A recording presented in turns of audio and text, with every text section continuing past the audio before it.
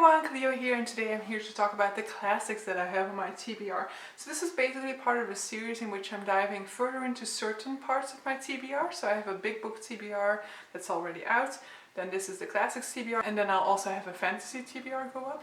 But also the final video for 2020 will be a look at all of the unread books on my shelves at that point in time. So that one is not going to go in depth, it's just going to be a quick overview of all of them because I don't have time to go into them because that would be like 2 hours of footage or something like that. But so this is a little bit more of a specialized video on this subject.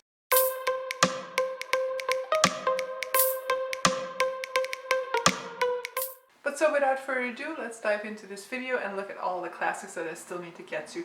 So for this video I'm looking at classics per se, so really accepted members of the literary canon, but I'll also have some examples of books that might be more considered modern classics, or books that we are trying to reclaim to the canon, but that might possibly not carry as big of a name as some of these big classics do. But so without further ado, let's dive into the first one, which is Les Miserables by Victor Hugo, which is the single biggest volume I have on my shelves. I do have a 2-volume classic that is actually bigger than this one. So Les Miserables is the book on which the musical Les Miserables is inspired by, which is my favorite musical of all time. I have also already read The Hunchback of Notre Dame by Victor Hugo and I absolutely love this one, so I am expecting to really like this one.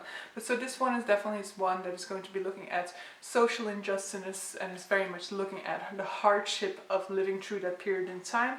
It's set against the backdrop of the French Revolution, so it's looking at a revolt in which people are trying to claim better circumstances for themselves. And like our main protagonist who's kind of holding the story together is Jean Valjean, who is a convict who at the beginning of this book escapes and who's kind of persecuted throughout by an officer who very much wants to maintain the letter of the law rather than the spirit of the law all the time, and so he is after Jean Valjean and wants to make sure that he ends up in prison again. Second book, this is the 2-volume book that I mentioned earlier, is Don Quixote de la Mancha by Miguel de Cervantes. This is a 2-volume edition. This is only volume 2. Volume 1 is actually already waiting on my January TBR, so this is scheduled for 2021. This is the biggest, the most well-known work of Spanish literature, I would say. This is, I think, 15th century Spanish literature that I have in Spanish, so yeah, hate myself for that. So this is a book about a character who reads too much pulp fiction and imagines himself as a sort of noble knight who needs to go on a quest in order to prove his worth to his love interest Dulcinea. But in reality, whatever he thinks he's doing is really not the reality of what is happening. So the most famous scene out of this book, for example, is one in which he is fighting a band of giants, but in reality he's fighting windmills.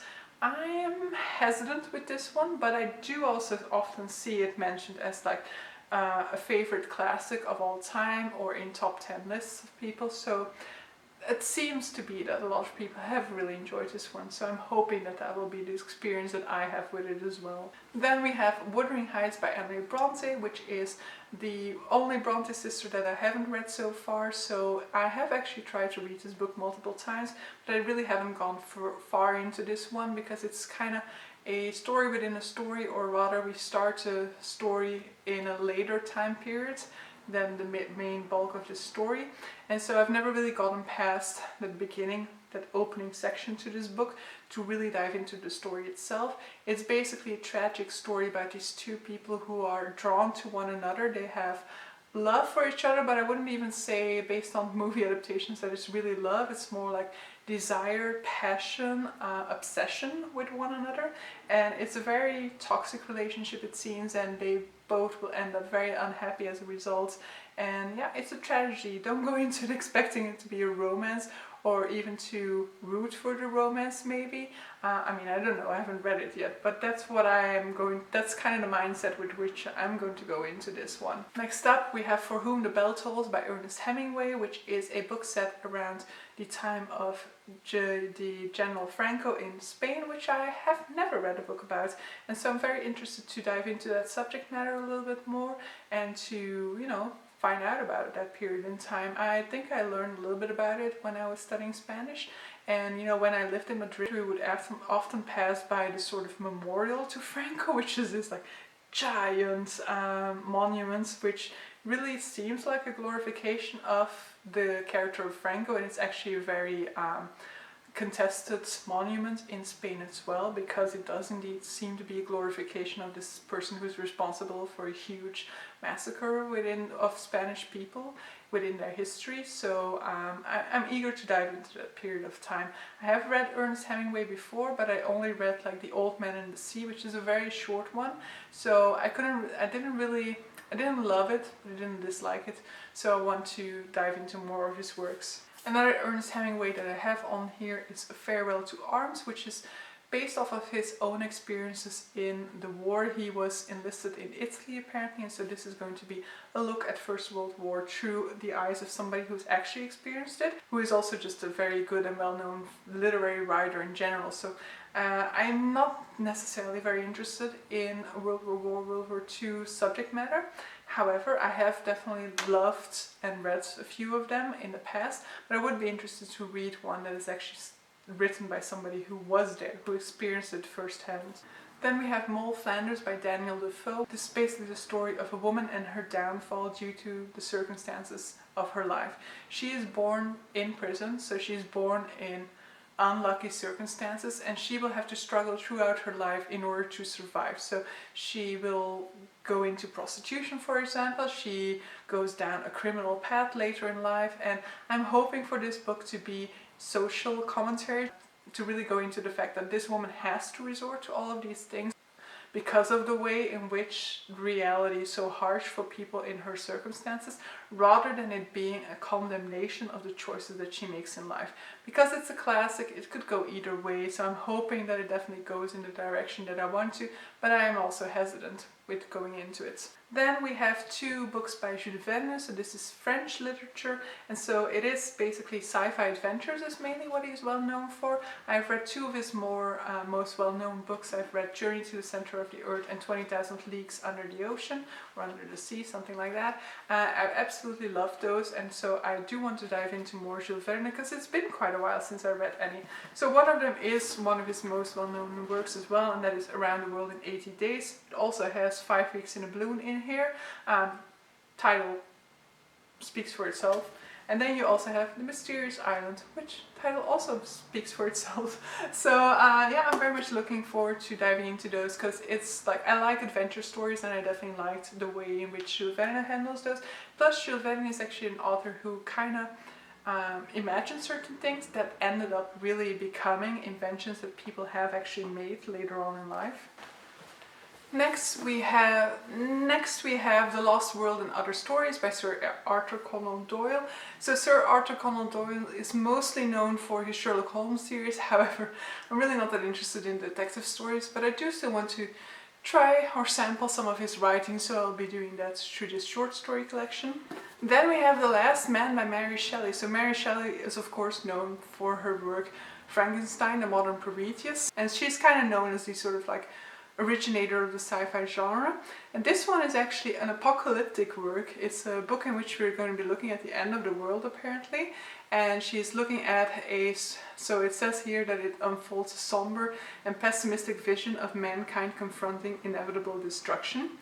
So this is another great example of how she was apparently extremely ahead of her time. So I do want to dive into it. I liked Frankenstein. There were certain things about the writing style, or the pacing to it, that didn't necessarily flow all that well for a modern reader. But in terms of what she was doing there, and the way that she conceptualized that monster, not just as being this sort of nightmare figure that you could easily imagine her taking that story on, but really as a being that has been created and that is rejected by its creator, and that is then just constantly trying to look for acceptance in the people around it, I thought was brilliant. So I'm very interested to see what she will do with this type of apocalyptic scenario. Next up we have Tender as a Night by F. Scott Fitzgerald. This is the author of The Great Gatsby. I like The Great Gatsby. I especially like the way in which the story wrapped up towards the second half, the way it took that place, the place it took that story. So I'm interested to dive into more of his works, but I'm also like, I didn't really love The Great Gatsby neither, so I think this one will decide whether I want to reread it, whether I want to read more F. Scott Fitzgerald or not. That's kind of where my thought pattern is with this book. Then we have Peter Pan and Peter Pan in Kensington Gardens by J.M. Barrie. So I've never read this one, but it's one of my favorite Disney movies. Probably also like the only children classic that I'm really interested about reading at this point in time. So yeah, that's basically all I can say about that one. Yeah, it's just about, I mean, do I need to explain the story of Peter Pan? Maybe. Story about this boy who doesn't want to grow up, and so he lives in this world called Neverland where he never grows up. And so it's about his two kids who end up going to Neverland with him and the adventures that they have there. And then the final two like proper classics are two Charles Dickens. I have a goal of reading all of Charles Dickens' works. I'm nowhere near completing that goal, but I do only have two on my shelves, and afterwards I will be buying some more. So that will be the Pickwick Papers and the Old Curiosity Shop, which I can never say correct the first time. And so aside from those, I do have a couple of books on here that probably are more like modern classics, or books that kind of fall on the outskirts of the literary canon. Mainly I decided to include these because the majority of these are in a classics edition. First one is an exception to this. This is Lord of the Flies by William Golding. In terms of its publication date, this wouldn't really fall under classics. However, it is really a staple of literature, and especially in the US and Canada, it's very much something that is read widely. I think my parents also really had to read it for school, but we never have, and so I'm actually kept in the dark about this book up until this point in time, so don't you go spoiling me for it. I think it's about this band of kids that tries to survive in the wild, but as I said, I don't know what this book is about. I have been left unspoiled for it, but I do think that if I'm going to read it, I'll probably find out that there are a lot of allusions or references to this within popular culture, for example. Then we have The Enchanted April by Elizabeth von Arnim. This is part of the Virago Modern Classic collection. So they have a huge collection of books by a couple of female authors. I think they're only female authors that they are, and so I think that they're trying to reclaim these books for the literary canon, and so I want to explore some of these a little bit more as well. So this is actually a 1920s novel about women who are unhappy with their circumstances in life and who set out to go on a journey to a castle in Italy and spend time only among girls there talking about their unhappy circumstances. Don't know too much about it, but it does intrigue me that it's going to be looking at these feminist issues from a 1920s perspective. Then we have Frenchman's Creek by Daphne du Maurier. So I want to read more Daphne du Maurier. I absolutely loved Rebecca and My Cousin Rachel. And so Frenchman's Creek is about this woman who is escaping the dreary or routine existence that she's living in London by going off on a pirate ship. Now, Daphne du Maurier's writing usually has either a dark twist or a dark atmosphere to it, so I'm expecting this to be in there somehow as well. And then possibly this is more like a classic, but until recently I'd actually never heard of it. So it is like, it's probably a classic in terms of its timeline. When was this published? I think it can still be classified a modern classic because it is published in the 1960s for the first time, in English in any case. But so also in Italian it was like end of the 50s. So it seems it was not published during the author's lifetime because he died in 1957. And yeah, it says here, he published nothing during his lifetime. But so, The Leopard by Giuseppe Tomasi di Lampedusa. This is a Sicilian novel and it's all about the downfall of Sicilian aristocracy. So I watched the movie for this already, and I very much love that movie, but it's a super slow one and not a whole lot of it happens in it. But I do want to dive into this book because it is a staple of Italian literature, but also because I hope to explore more of the emotional impact of the downfall of the way of life that the aristocracy was leading at that point in time. Because the movie definitely goes into how these members of the Italian nobility continue on with their lives, continuing with giving balls and things like that, even though they feel the downfall of their way of life coming, even though they realize that the next generation will probably not have these experiences. So I'm going to hope that it's going to go a little bit more into the emotional depth of that situation. Then we have Captain Corelli's Mandolin by Louis de Bernier. I wouldn't classify this as a modern classic, but it is a vintage classic edition, so I decided to include it. So this is a book about an Italian officer, I think, who lands on a Greek island, and he is ostracized in there, and he kind of has to deal with his, and kind of has to come to terms with being treated as an outsider in that society. And there's also this girl who's waiting for her love interest to return from the war, I think. I think it's going to be about the relationship that builds between the two of them, but as is clear, I don't really know too much about this.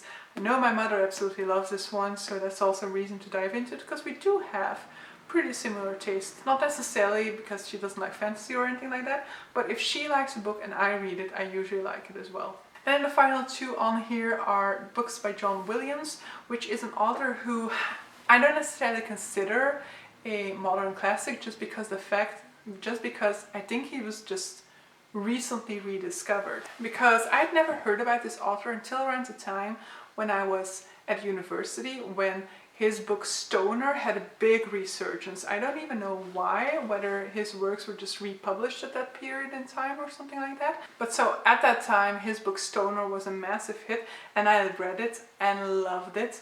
And so I did buy at that point in time his two other books, and they're also in the vintage classic edition, which is why I'm adding them to this video. So we have Augustus, which is a book about Augustus, who's the first Roman emperor, and it's all about his rise to that position after the brutal assassination of his uncle Julius Caesar.